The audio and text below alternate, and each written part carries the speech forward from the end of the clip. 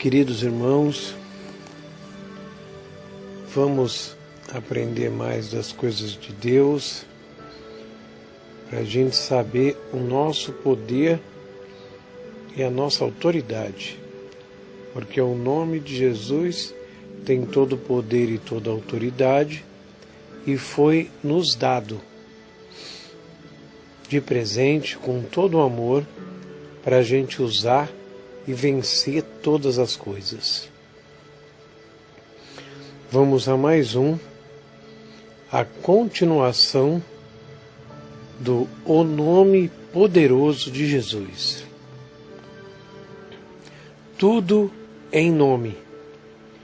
Colossenses 3,17. E quanto fizerdes por palavras ou por obras, fazei tudo em nome do Senhor Jesus, dando por ele graças ao Pai e a Jesus. O Espírito Santo, por intermédio do apóstolo Paulo, deu essas instruções à igreja. Seja o que você fizer, em palavras ou ações, faça tudo em nome do Senhor Jesus. Ao varrer o chão, lavar os pratos, arrumar as camas, lidar com as pessoas, ao ensinar uma classe da escola dominical, ao atender numa loja, cantar em um coral, ou tocar um instrumento, se trabalhar em um posto de gasolina, em uma fábrica, ou falar ou agir com o seu próximo, com qualquer pessoa, seja o que você fizer, faça-o em nome de Jesus. Essa atitude tem muita importância para nós em todas as áreas da vida, todos os dias. Nos dias iniciais da igreja, os discípulos eram ensinados a fazer todas as coisas deste modo.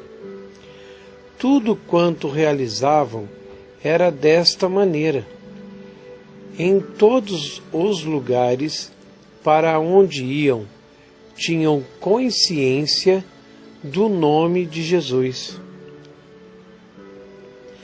Não é de se admirar que as pessoas fora da igreja temam esse nome mais do que qualquer outra coisa. Depois da cura do homem à Porta Formosa, as autoridades que prenderam Pedro e João os ameaçaram.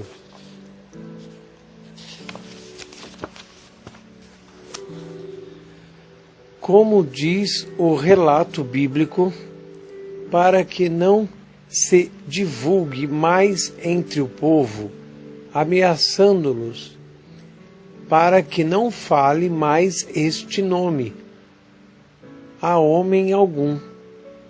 E, chamando-os, disseram-lhes que absolutamente não falassem, nem ensinassem o nome de Jesus. Atos 4, 17, 18. Esse precioso nome precisa estar a tal ponto em nossos lábios, com tamanho significado para nós, a ponto de as pessoas fora da igreja conseguirem sempre perceber. As autoridades tomaram conhecimento de Pedro e João e maravilhavam-se.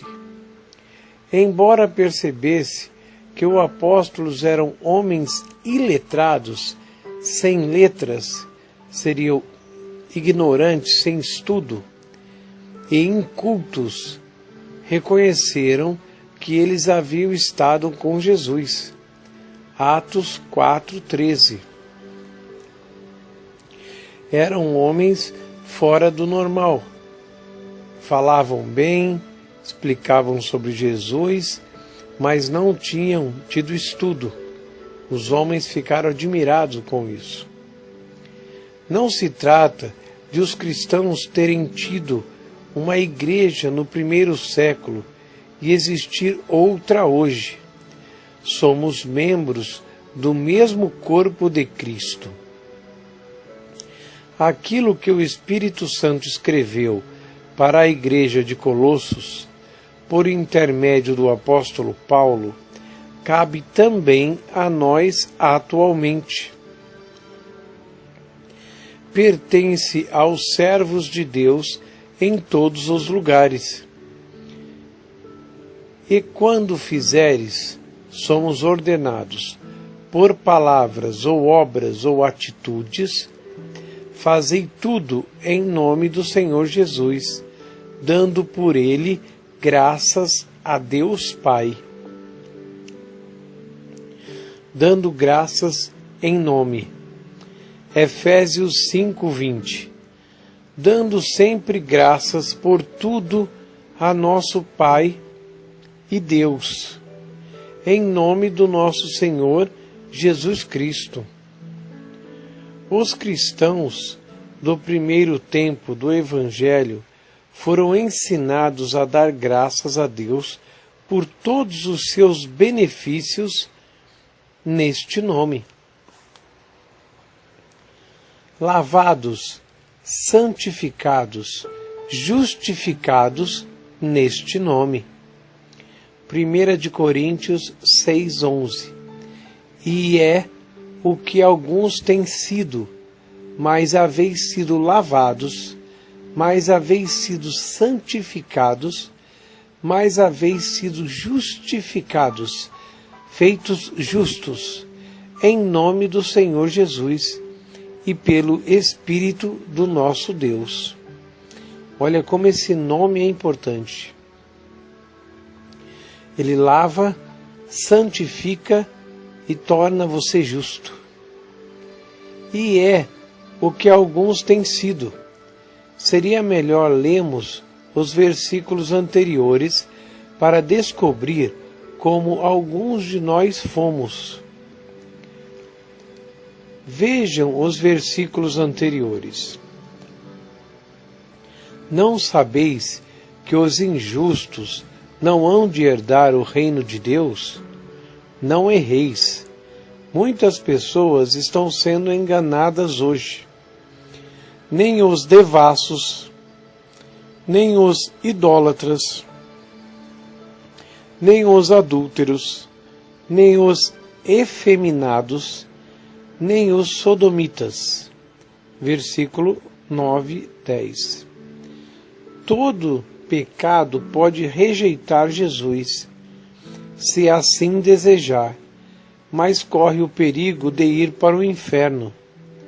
A maneira certa de evitar isso é transmitir a palavra de Deus. Cristo amou e morreu por todos os pecadores, e queremos ajudá-lo com tudo. Não se pode ajudar apoiando-os em suas transgressões. A moralidade está envolvida nisso, e a Bíblia fala com certeza sobre este assunto. Nem os ladrões, nem os avarentos, nem os bêbados, nem os maldizentes, que falam mal dos outros, nem os roubadores herdarão o reino de Deus. Versículo 10. No entanto, louvado seja Deus pelo poder do nome de Jesus.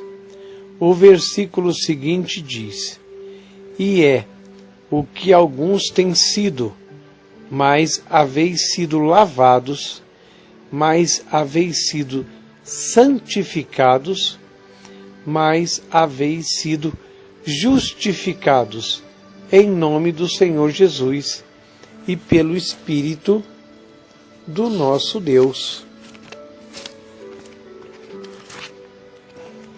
dando graças em nome de Jesus. Hebreus 13:15. Portanto, ofereçamos sempre por ele a Deus o sacrifício de louvor, isto é, o fruto dos lábios que confessam o seu nome. Devemos agir assim sempre. Temos de oferecer continuamente o sacrifício de louvor, ou seja, o fruto de nossos lábios, que sempre dão graças ao seu nome. Ungido em nome dele. Tiago 5,14. Está alguém entre vós doente?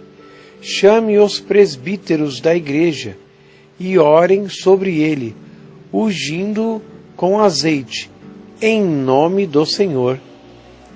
Olha como esse nome é importante. Tudo quanto os primeiros cristãos faziam era realizar em nome de Jesus. Ungiam os doentes em nome do Senhor. Crendo em nome. 1 de João 3:23. E o seu mandamento é este, que creiamos no nome do seu Filho Jesus Cristo, e nos amemos uns aos outros, segundo o seu mandamento.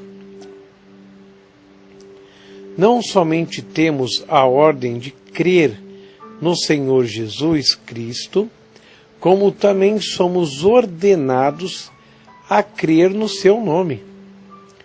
O mandamento da nova aliança é que amemos uns aos outros e creiamos no nome de Jesus.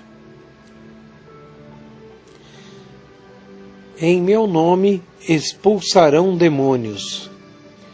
O primeiro sinal que, segundo Jesus disse, haveria de seguir aqueles que creem é: em meu nome, em nome de Jesus, expulsarão demônios. Marcos 16:17. Em outras palavras, exercerão autoridade sobre os espíritos malignos. Ele não asseverou que esse sinal seguiria os pregadores. Não apenas os pastores têm autoridade sobre os demônios, em nome de Jesus, mas sim todos os salvos. Os servos de Deus devem saber que possuem esse poder. A Bíblia, nosso manual, registra o seguinte exemplo. Em nome de Jesus, Paulo expulsou um demônio de uma moça possessa. Ao libertá-la, o apóstolo sacudiu a cidade de Filipos até os seus alicerces. Atos 16:18.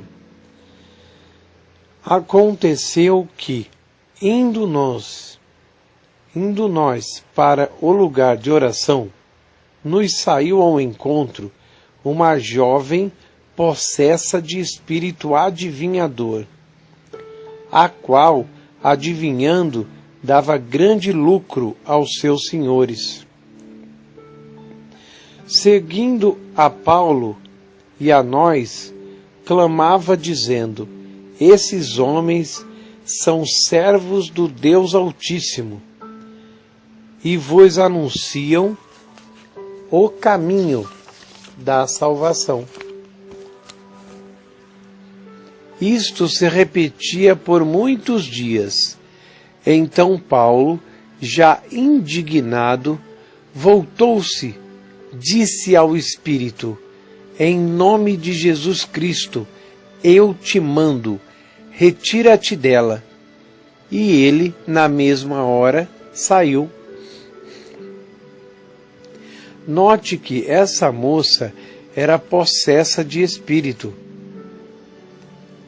Paulo não falou à jovem, mas ao espírito, e ordenou: em nome de Jesus Cristo eu te mando, retira-te dela. E ele, na mesma hora, saiu. Aquele espírito tinha de sair, pois não existia a possibilidade de ele não ir embora.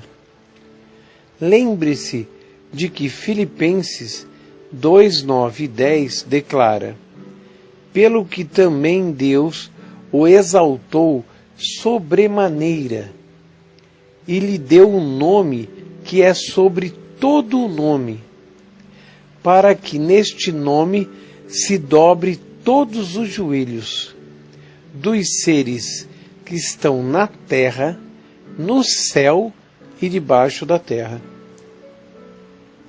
Os espíritos malignos tinham-se que curvar-se a esse nome.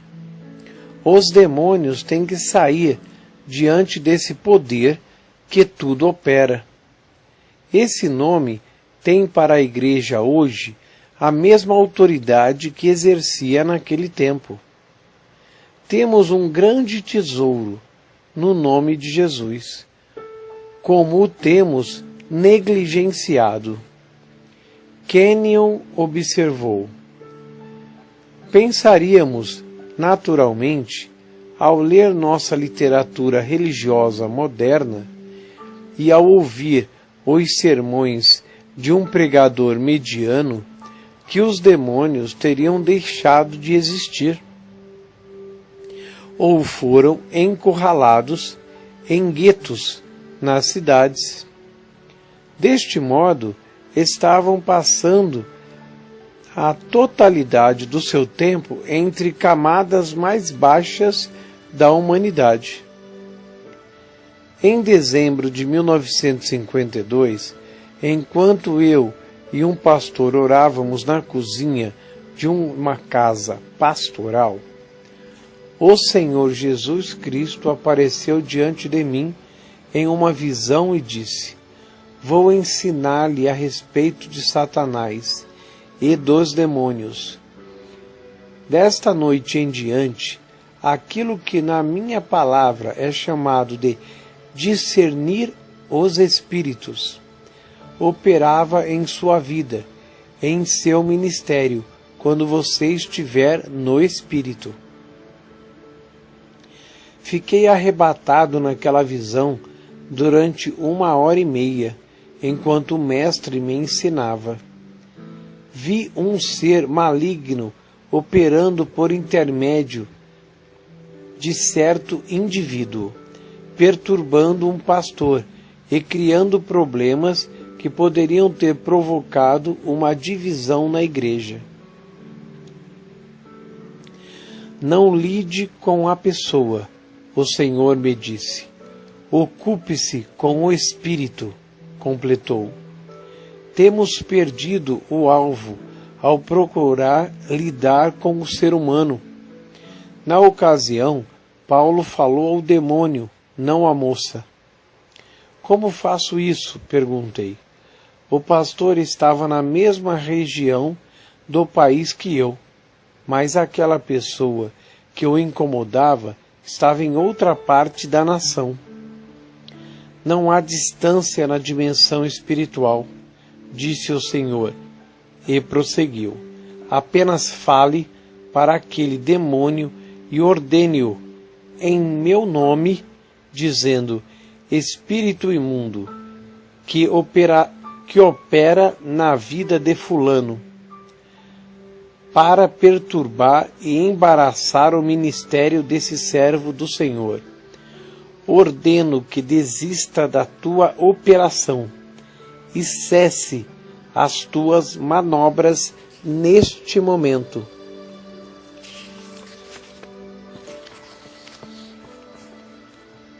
Consegui ver o espírito que operava naquele indivíduo. Quando eu disse aquilo que Jesus me mandou dizer, aquela entidade maligna agachou-se. Ela choramingava e lamuriava. como um cachorrinho castigado. Então falou para mim: sei que terei de ir, se você me mandar embora, mas não quero ir. Já mandei em nome de Jesus Cristo, eu disse. Não se tratava de ele ter medo de mim, mas lembrou-se de como Jesus morreu e foi para o inferno em meu lugar, e como lá embaixo, nas regiões escuras dos perdidos, o próprio reino de Satanás, Cristo o derrotou. Recordou-se de como o Salvador ressuscitou e lançou para trás as forças das trevas, ao despojar, derrotar, destruir os principados e potestades. Ele sabia como o Filho de Deus havia paralisado Satanás ao vencê-lo. Por isso, aquele espírito ficou com medo diante do nome de Jesus. Ele partiu e nunca mais causou problema no ministério daquele homem. Pouco tempo mais tarde, eu realizava uma reunião em Pueblo, Colorado, quando um homem veio pela ordem da fila, enquanto estávamos impondo as mãos sobre os enfermos.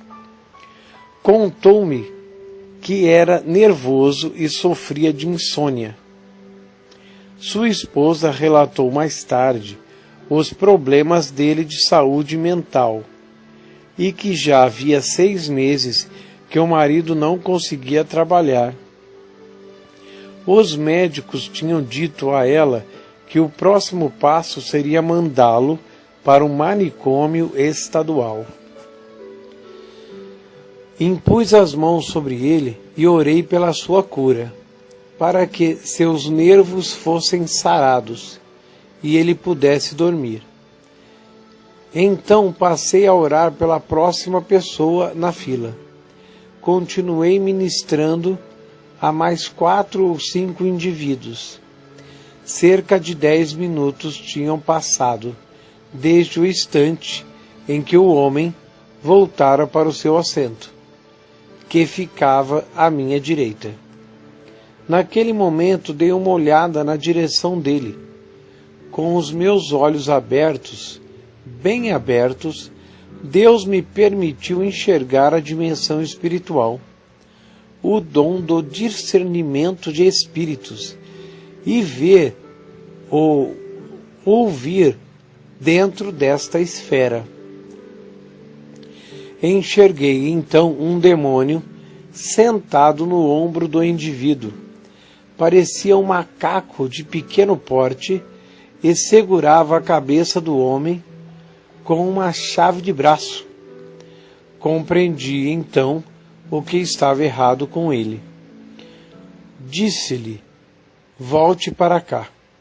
Quando o homem veio andando, consegui ver muito claramente o demônio sentado no ombro dele.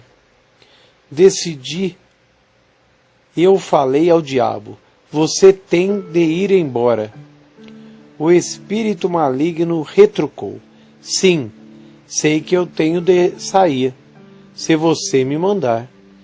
Ordenei logo em seguida: em nome do Senhor Jesus Cristo, deixe a mente e o corpo deste homem agora. O demônio caiu do ombro de sua vítima para o chão. Ficou ali, contorcendo-se, enquanto chorava, lamuriando-se.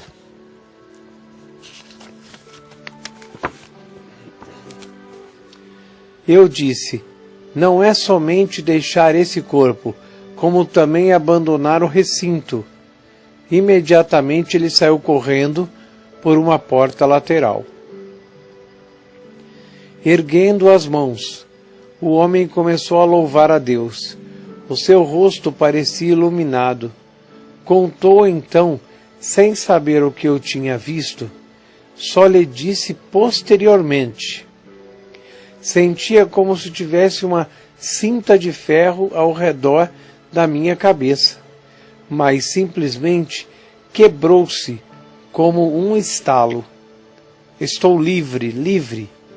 Encontrei-o 16 anos mais tarde, e ele continuava a desfrutar da liberdade em Cristo.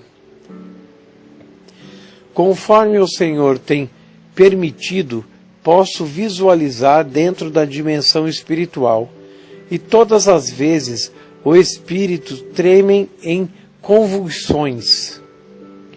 Isso sempre acontece, quer eu veja, quer não, porque conheço a autoridade do nome do Senhor Jesus.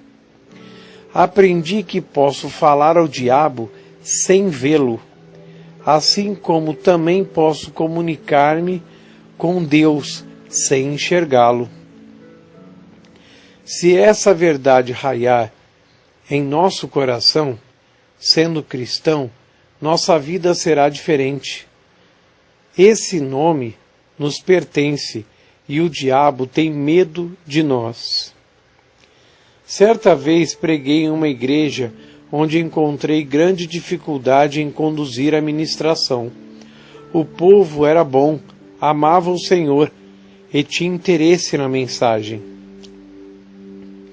Entretanto, era duro evangelizar ali, onde a própria atmosfera era ruim.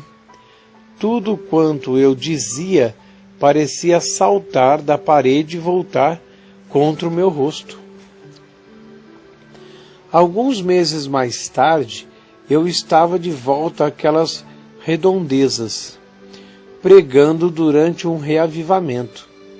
Retornei para aquela igreja e passei um tempo com o pastor e sua família. Ministrei na congregação deles em um culto de vigília do Ano Novo. No dia seguinte, a esposa do pastor perguntou-me: irmão, está notando alguma coisa diferente na nossa igreja? Indaguei: o que quer dizer com isso? Ela continuou: é mais fácil pregar. O que me diz agora a respeito do púlpito? Respondi: há tanta diferença quanto existe entre a luz do dia e a escuridão. Não parece ser o mesmo púlpito, nem a mesma igreja. A mulher então sugeriu: peça a meu marido que lhe conte tudo. Então ele explicou: não digo nada às pessoas sobre isso, porque podem pensar que estou louco. O mundo espiritual deve ser tão verdadeiro para nós quanto a água é real para o peixe, porque este é o mundo à nossa volta, no qual estamos nadando. Porém, uma vez que a maior parte da igreja dá mais importância às coisas naturais e é motivada pela carne, quando alguém toca na realidade espiritual, pensam que ele está louco ou é fanático. Não digo a todos, prosseguiu o pastor, mas contarei a você. Fiquei muito preocupado. Aquela era a igreja mais difícil onde já pregara. O púlpito parecia um cativeiro, mas eu sabia que aqueles irmãos me amavam. Davam-nos um bom sustento e tínhamos bom convívio com eles em seus lares. No entanto, aquele púlpito parecia uma cadeia. O pastor detalhou: comecei a jejuar e orar a respeito. No 7º dia do meu jejum, estava ajoelhado na plataforma, cerca de 1 metro para trás do púlpito, quando olhei casualmente para cima do púlpito. E o forro do telhado desapareceu.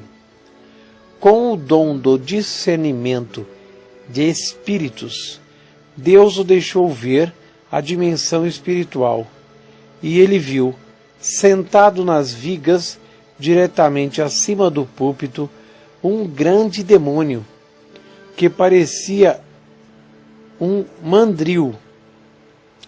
Era aproximadamente do tamanho de um homem. O ministro do Senhor continuou: falei para aquele espírito: você vai ter que descer. Ele nada respondeu. E se encolheu, como quem não queria obedecer. Mas insisti com firmeza: desça em nome do Senhor Jesus Cristo. Ele caiu então sobre o púlpito e depois pulou para o chão. Eu lhe disse: saia daqui. Ele não respondeu coisa alguma, mas olhou para mim como se dissesse: não quero. No entanto, dei a ordem: vá marchando para fora daqui, em nome do Senhor Jesus. Ele marchou até descer da plataforma, porém ele caminhava 4 ou 5 passos, e depois parava olhando para mim, quase implorando. Mas falei: não, continue.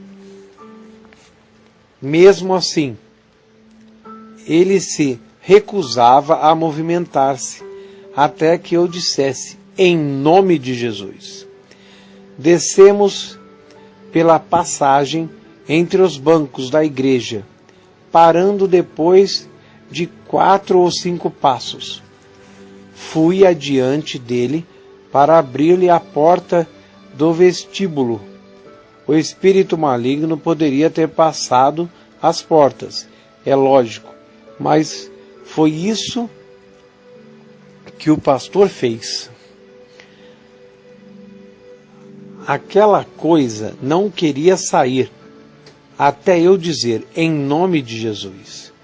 Depois abri a porta principal, dei um passo para trás e disse: vá andando para fora. Entretanto, ele ficou parado ali. Não disse palavra alguma, mas percebi pela expressão do seu rosto que estava implorando-me: não faça isso.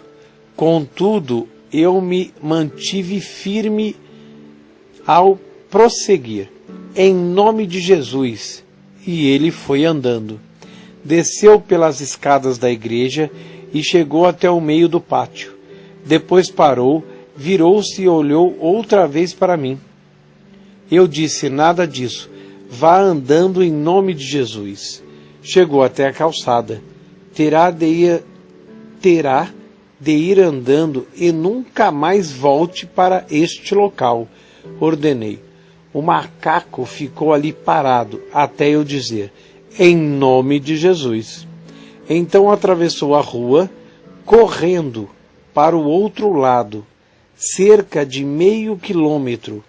Observei-o entrar em uma boate chamada A Cabana Verde. Na noite seguinte, houve um incêndio naquela boate. Desde então, ficou fácil pregar aqui na igreja. Os membros notaram este fato e têm perguntado: o que aconteceu? No entanto, não lhe contei.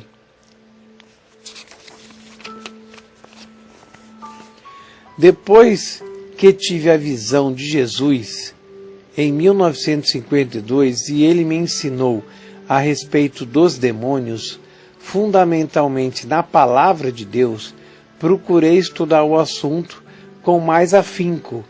Descobri que as Escrituras ensinam muita coisa sobre os espíritos das trevas, seus hábitos, seu poder sobre as pessoas. Agora vamos continuar essa aula no próximo capítulo. Feche os olhos, coloca a mão no seu coração e busca a Deus com todas as suas forças. Pai maravilhoso e querido, em nome do Senhor Jesus, entramos na Tua gloriosa, perfeita e maravilhosa, Senhor, presença. A Tua presença é tudo, o Teu amor é infinito, o teu poder para nos ajudar é sempre presente. Pai, muito obrigado, Senhor, sempre nos proteger, nos guiar e nos ajudar. E dar todo o poder e autoridade para nós, para que a gente possa vencer. Então o Senhor nunca nos abandonou. O Senhor sempre está presente. Como diz a tua palavra, nunca te deixarei, nunca jamais te abandonarei. O Senhor já deu o seu nome infinitamente poderoso para nós. Pai, muito obrigado. Em nome do Senhor Jesus eu te peço, Pai, entra com o teu poder na vida do meu irmão e da minha irmã que está ouvindo essa mensagem agora.